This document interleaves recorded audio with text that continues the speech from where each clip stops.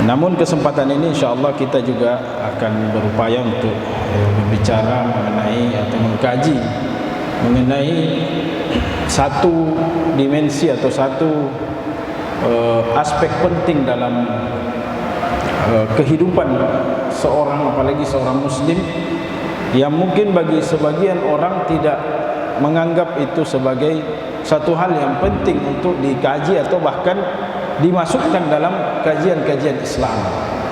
Yaitu sebagaimana yang kita sampaikan, ya, sejatinya memang mau membahas mengenai rumah tangga, keluarga. Ini juga yang akan kita kuatkan pembahasannya, yaitu ya berkenaan dengan rumah tangga atau keluarga. Jadi Islam sendiri dalam referensi atau sumber utamanya yaitu Al-Quran berkali-kali menyinggung berkaitan dengan persoalan keluarga ini. Bukan karena hanya sekedar atau bukan hanya sekedar menyebutkan begitu saja, tapi lebih daripada itu karena dia punya peranan penting dalam Islam. Dia punya kedudukan penting dalam agama ini, sehingga dia disebut beberapa kali atau berkali-kali, baik itu terkait dengan hukum-hukum atau juga terkait dengan kisah-kisah daripada keluarga-keluarga orang-orang beriman, ya, di sebelum datangnya Islam, ya, maupun ya, setelah datangnya Islam, bahkan terkait dengan masa depan daripada rumah tangga itu sendiri atau masa depan daripada keluarga itu sendiri. Ya, bagaimana Allah Subhanahu wa taala menggambarkan keluarga Imran, Ali, bahkan menamakannya surah Ali Imran, keluarga Imran. Untuk apa disebutkan keluarga Imran di situ? Ya, karena ada pelajaran dari sebuah keluarga. Ada keluarga Nabiullah Ibrahim alaihissalam, ada keluarga Luqman, dan keluarga-keluarga yang lain. Begitupun keluarga Rasulullah sallallahu alaihi wasallam. Dan juga bagaimana tentang ya, kedepannya rumah tangga seorang yang beriman itu, yang ya kata Allah Subhanahu wa taala harus menjaga sampai ke akhirat, sampai betul-betul kita melangkahkan kaki masuk ke dalam surga, ya, harus saling membawa sampai betul-betul masuk ke dalam surga, baru kita katakan sebagai keluarga yang bahagia dunia akhirat. Jamaah sekalian yang dirahmati Allah Subhanahu wa taala, mungkin potongan ini kita sudah paham bahwa begitu perhatiannya agama kita ini terhadap yang namanya keluarga. Begitu perhatiannya sampai bukan cuma di dunia, bahkan kita katakan tadi diminta untuk bersama-sama itu di akhirat. Qu anfusakum wa ahlikum, jaga dirimu dan keluargamu dari zilatan api neraka. Waquduhan nas wal hijar, yang mana neraka ini menyala karena ya, bahan bakar, ada bahan bakar, dan bahan bakarnya itu adalah manusia. Manusia yang dilemparkan ke neraka lalu kemudian dia menyala lagi. Maka jamaah sekalian dirahmati Allah, ini satu potongan satu hal yang perlu untuk kita jadikan renungan dalam kehidupan kita. Oleh karenanya jamaah sekalian dirahmati Allah, musuh-musuh ya atau para perusak-perusak dunia ini, musuh-musuh daripada kebenaran ini, termasuk sasaran mereka adalah bagaimana merusak keluarga-keluarga muslim. Bagaimana merusak, mencuci pikiran manusia untuk beberapa isu-isu tentang penyimpangan-penyimpangan keluarga. Misalnya adalah gerakan tidak mau berkeluarga. Ya. Ada keyakinan bahwa kalau berkeluarga itu repot. Ya, banyak kewajiban. Harus urus istri, nafkahi dia, kita capek cari uang, kita kasih, ya. Kita kasih anak-anak kita, ya. Begitupun sebaliknya, perempuan tidak mau menikah, maunya meniti karir, ya, tidak bebas. Harus di rumah, urus suami, urus anak. Mau bekerja tidak bisa. Mau cari pembantu biayanya besar dan lain sebagainya. Sehingga mereka tidak peduli. Bahkan ada negara yang sampai mengeluh. Ini negara yang mengeluh karena tidak mau menikah penduduknya. Ya, ada Jepang ya baru-baru ini mengeluhkan ya angka pertumbuhan penduduk yang semakin menurun karena tidak ada hasrat atau keinginan untuk berumah tangga ya. Tapi nauzubillah ya, menyalurkan hasrat seksualnya itu melalui cara-cara yang tidak benar ya, itu sudah pasti. Mau gimana kalau tidak berumah tangga ya? Tidak ada jalan lain selain cara-cara yang tidak benar ya, minimal dengan cara ya melakukannya sendiri ya, dengan cara yang sekali lagi tidak benar. Menikah pun ya ada gerakan-gerakan atau ada upaya-upaya untuk merusak lagi selainnya, yaitu dengan misalnya menggembar-gemborkan pernikahan sesama jenis ya. Dan ini ya, tidak usah kita katakan mengatakan jarang terjadi, tidak, hampir setiap lorong ada ya, hampir terlalu besar kalau kita katakan setiap kecamatan ya, hampir setiap lorong-lorong kita ada saja orang yang punya penyimpangan seksual di situ. Laki-laki suka laki-laki, perempuan suka perempuan ya.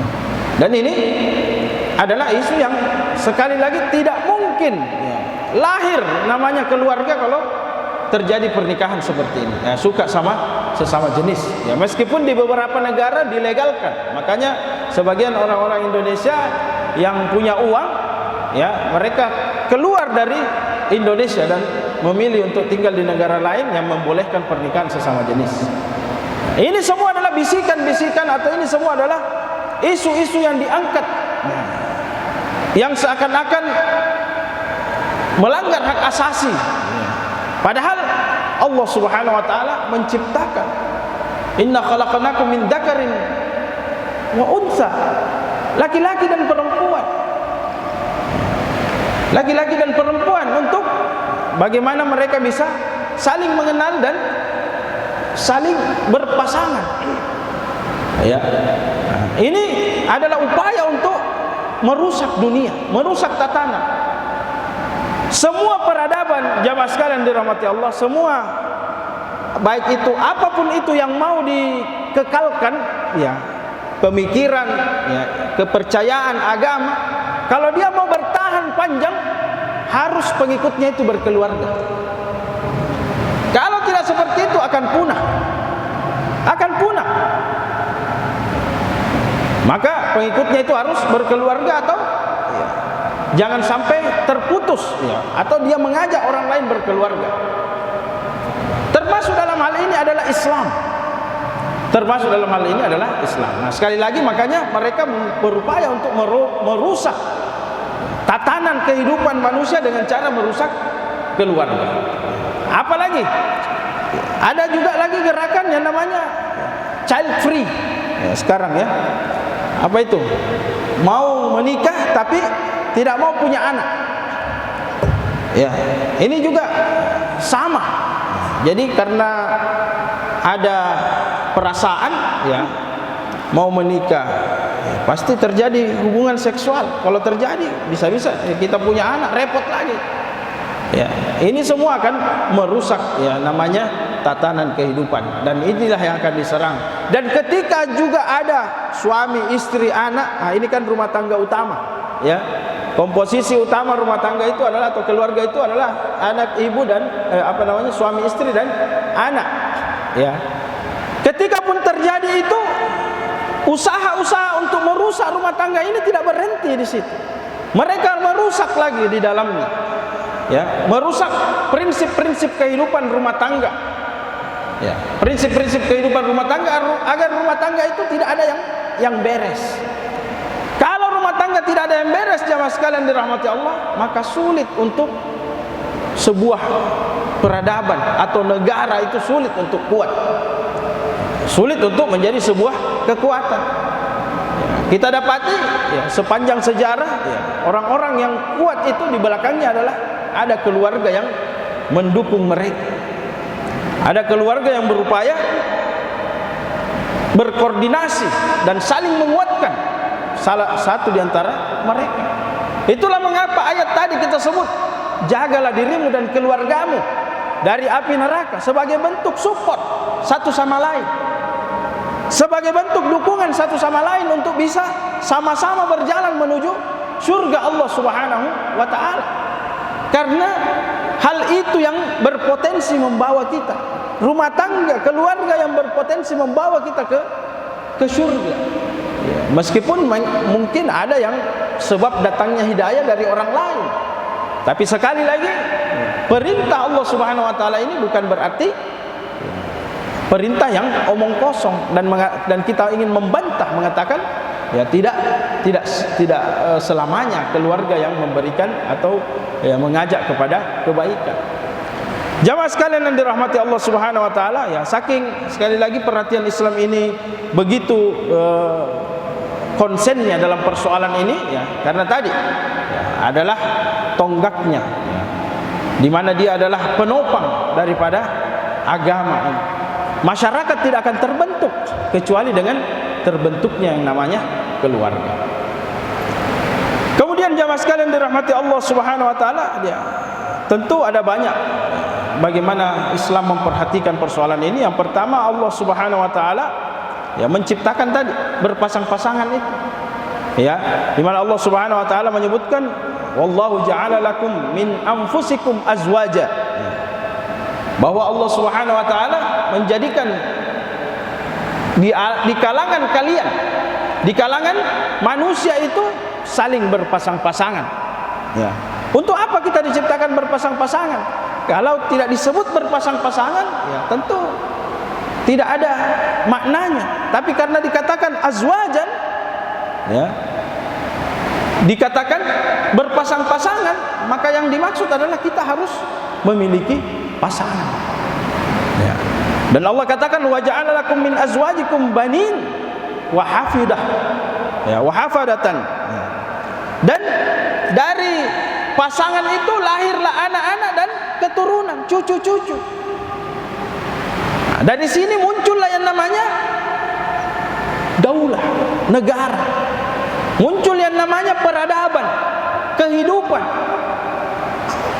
Sehingga bisa diterapkan syariat, bisa dijalankan agama ini dengan baik. Karena masing-masing menjalankan itu, bisa meneruskan, melanjutkan. Kapan orang sudah tidak punya keturunan, ya selesai. Selesai. Minimal adalah orang yang membawa misi kebaikannya itu sudah tidak ada lagi di dunia ini. Jamaah sekalian yang dirahmati Allah Subhanahu wa taala. Jadi sekali lagi dia adalah ya, merupakan sunnatullah, dan Allah ciptakan itu ya, tidak lain adalah karena ingin menjadikan kehidupan ini stabil, sehingga kita tidak boleh sampai melanggar prinsip-prinsip tersebut. Terlepas daripada sulitnya proses pernikahan untuk saat ini, ya maka ya bukan berarti adalah halangan bagi kita, tapi berupaya untuk memecahkan persoalan-persoalan itu. Tentu ini adalah persoalan yang lain. Kemudian jamaah sekalian dirahmati Allah Subhanahu wa taala, juga bahwa rumah tangga ini adalah madrasah pertama. Keluarga adalah sekolah pertama bagi manusia. Sekolah pertama bagi manusia.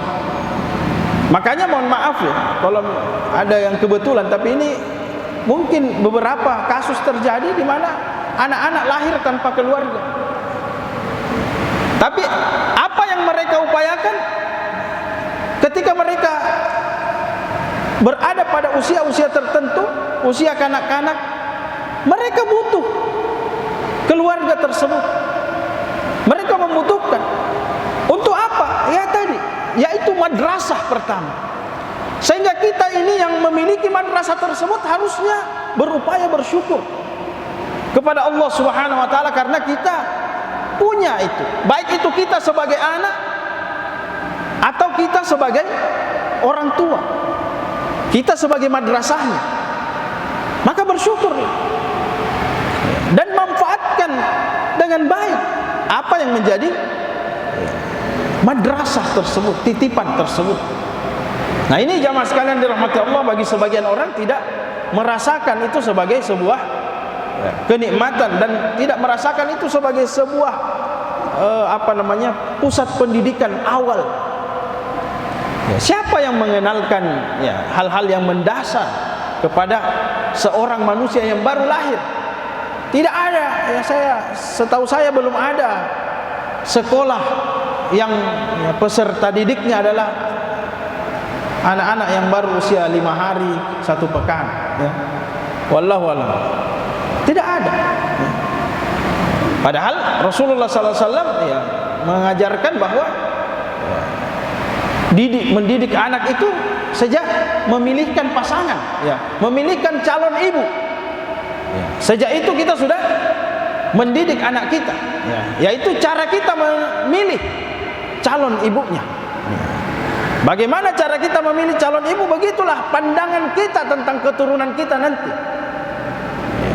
Begitulah pandangan kita tentang keturunan kita nantinya. Kalau calon ibu kita cuma modal muka saja, modal wajah saja, itu pun sudah dipoles berkali-kali,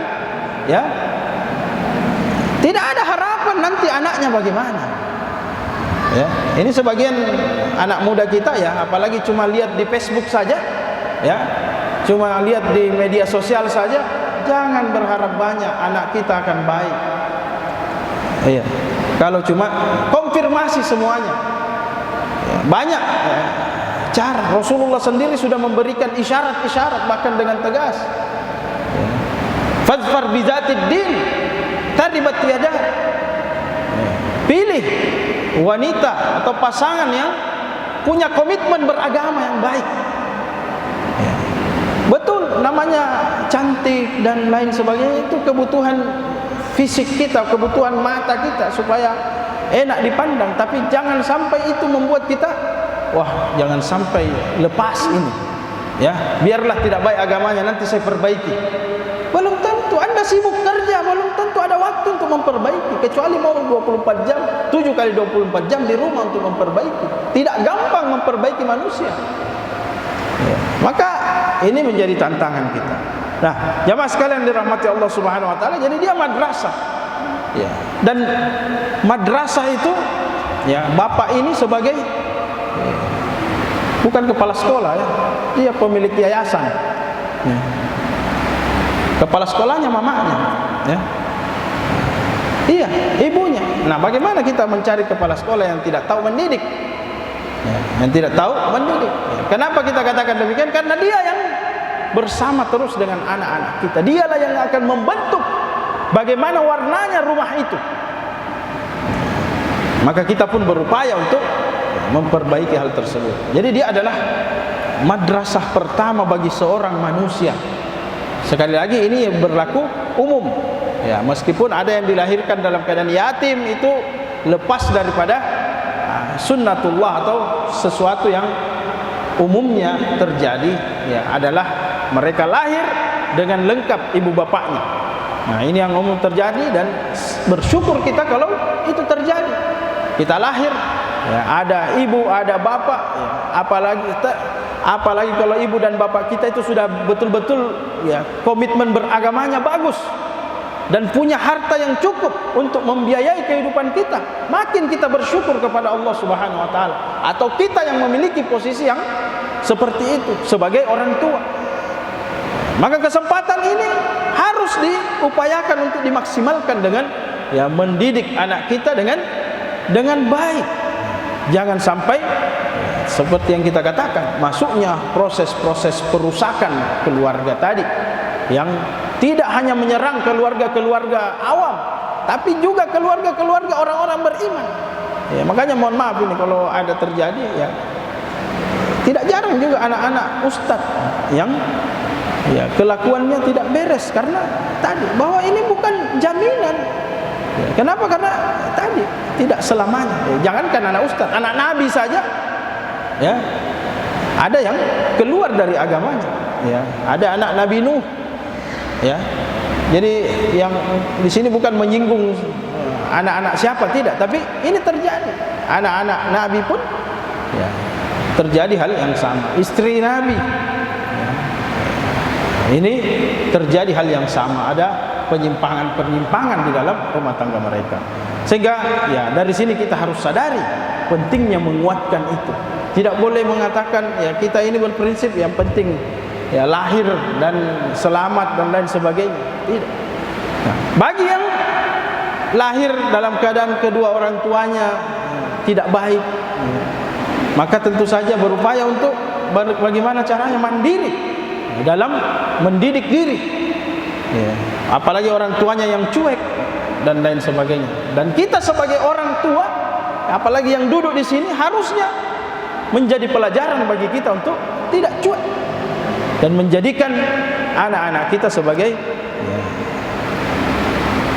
peserta dalam pendidikan Islami, pendidikan Quran. Jamaah sekalian dirahmati Allah Subhanahu wa taala, dalam hal ini Rasulullah sallallahu alaihi wasallam, kita melihat sepanjang sejarah bagaimana beliau membentuk Islam ini. Beliau mengawali dari keluarganya. Dari istrinya. Ada Khadijah radhiyallahu anha. Beliau wanita yang pertama masuk Islam. Lalu kemudian ada sepupunya. Bahkan beliau berupaya mendakwai pamannya. Ada yang terima, ada yang tidak, ada yang setengah-setengah. Bismillah. Beliau sampai rela bertahan di Mekah dengan berbagai ujian, karena ingin bagaimana keluarganya ini baik. Beliau orang Mekah. Beliau adalah orang Mekah, terpaksa tinggalkan kampung. Bahkan mengatakan ketika meninggalkan Mekah, dia mengatakan ya,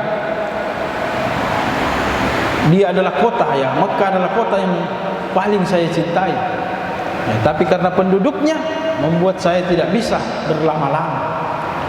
Keluarganya sendiri berupaya untuk diperbaiki. Lalu kemudian karena berat dan apalagi ada perintah Allah Subhanahu wa taala untuk berhijrah, kemudian beliau berhijrah. Beliau mengawali dari keluarga. Kemudian sahabat dididik juga dengan cara yang sama. Makanya Abu Bakar As-Siddiq berupaya untuk membawa orang tuanya, anak-anaknya. Meskipun Abu Bakar As-Siddiq sempat melawan anaknya sendiri, anak kandungnya sendiri, Abdurrahman bin Abu Bakar, waktu itu belum masuk Islam. Apa boleh buat untuk diajak masuk ke dalam Islam? Maka jamaah sekalian dirahmati Allah, ini menjadi contoh bagi kita bagaimana Rasulullah sallallahu alaihi wasallam memperbaiki, bahkan membangun Islam ini dengan memulainya dengan memperbaiki keluarga. Jamaah sekalian yang dirahmati Allah Subhanahu wa taala, juga bahwa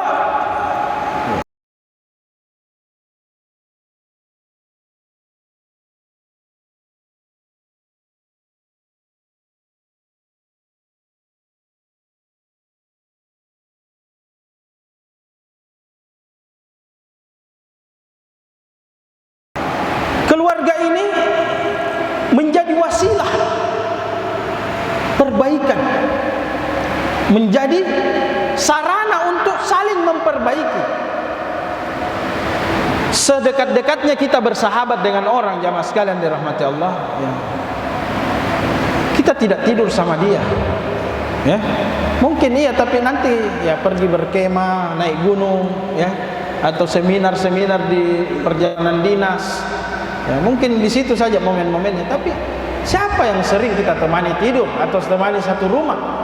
Istri dan anak kita, sehingga kesempatan untuk saling memperbaiki itu lebih besar.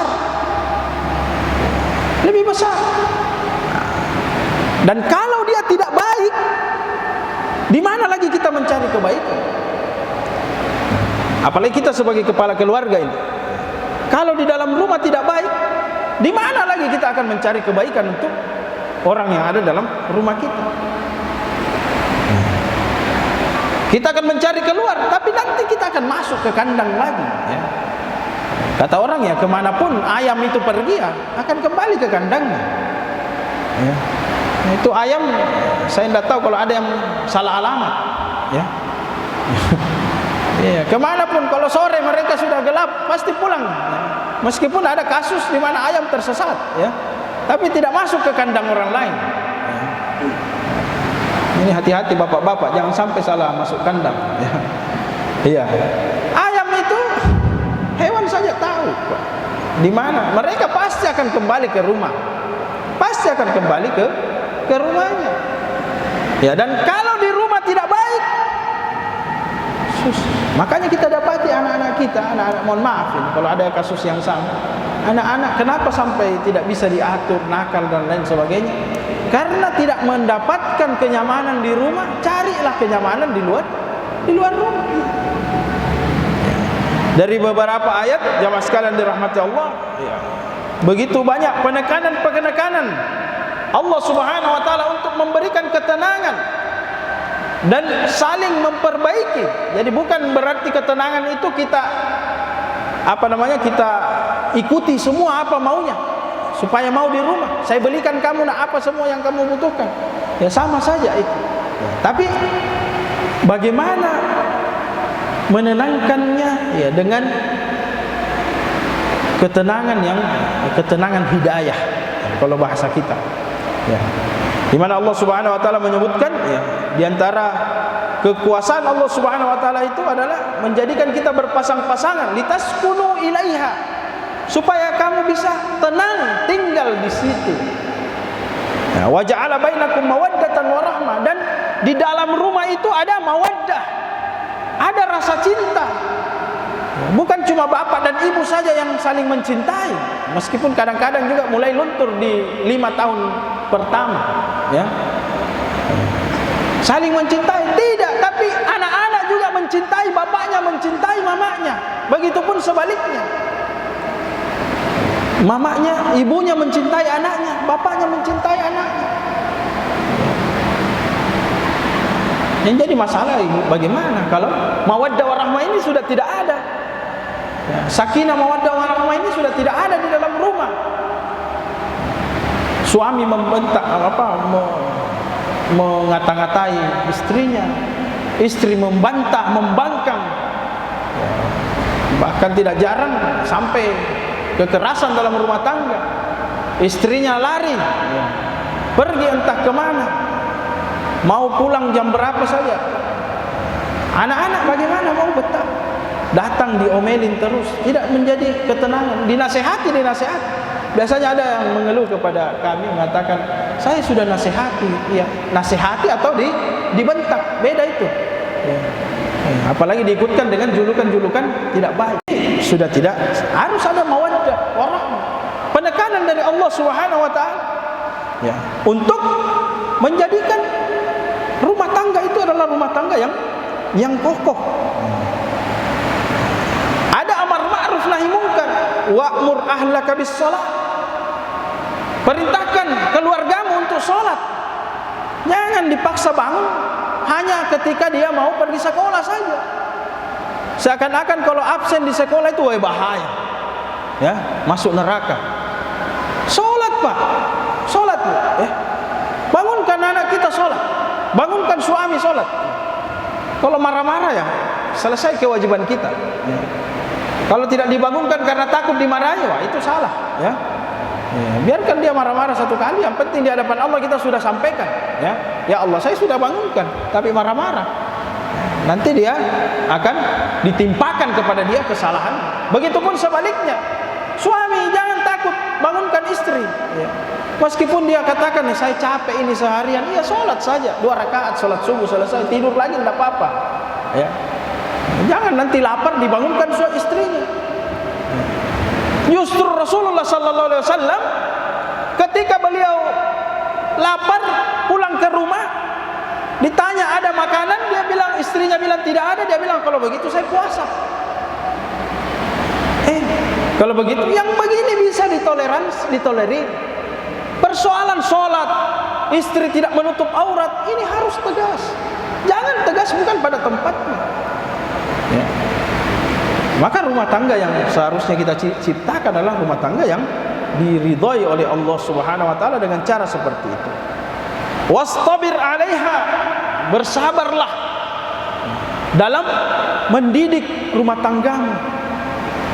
Bersabar mendidik istri. Memang kalau satu kali jangan langsung dihukumi, tidak mau dengar, Ustaz. Tidak mau dikasih tahu. Ya. Sudah berapa kali dikasih tahu? Sudah tahun lalu.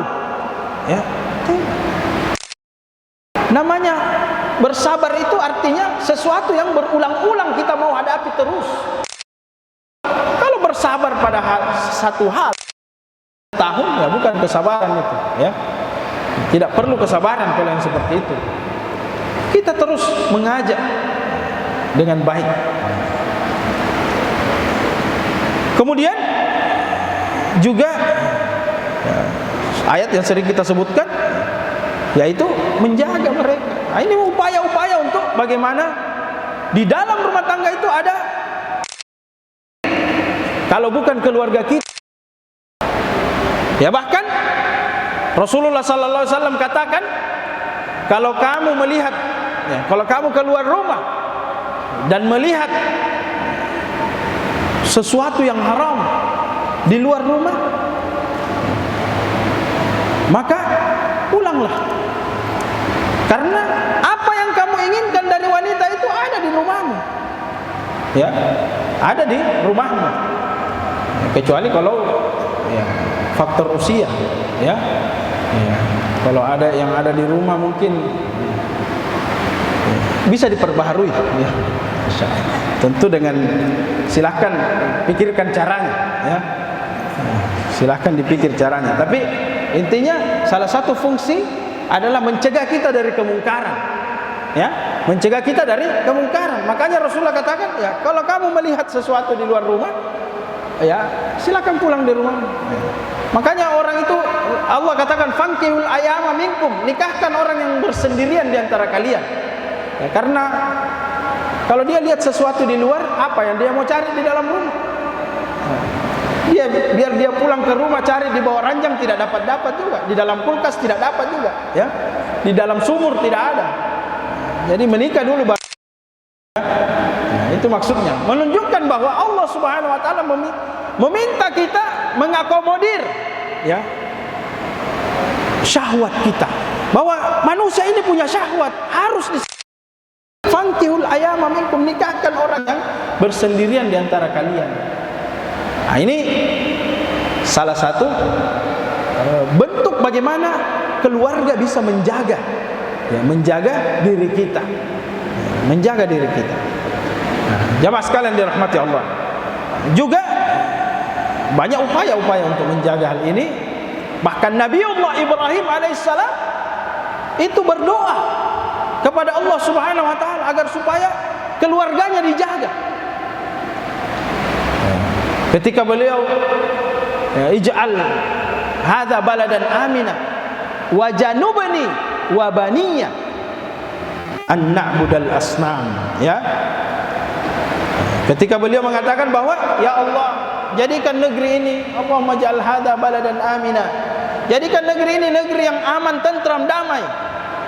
Ya, tapi kemudian ketika berbicara masalah keluarga, beliau kemudian meminta, dan janubni, jauhkan saya ya Allah, jauhkan saya dan wabaniya, dan anak-anakku, an na'budal asnam, dari penyembahan penyembahan terhadap berhala, penyembahan terhadap berhala. menjaga anak kita, menjaga keluarga kita dengan berbagai macam upaya, dengan doa, termasuk dengan doa ini. Ya, doa itu bahkan sejak anak ini ya dibikin juga ada doanya. Ya. Mudah-mudahan masih diingat. Ya. Kalau dilupa kita ingatkan. Kita ingatkan. Iya, ada doanya. Apa doanya? Allahumma jannibna syaitan wa jannibish syaitana mimma razaqtana.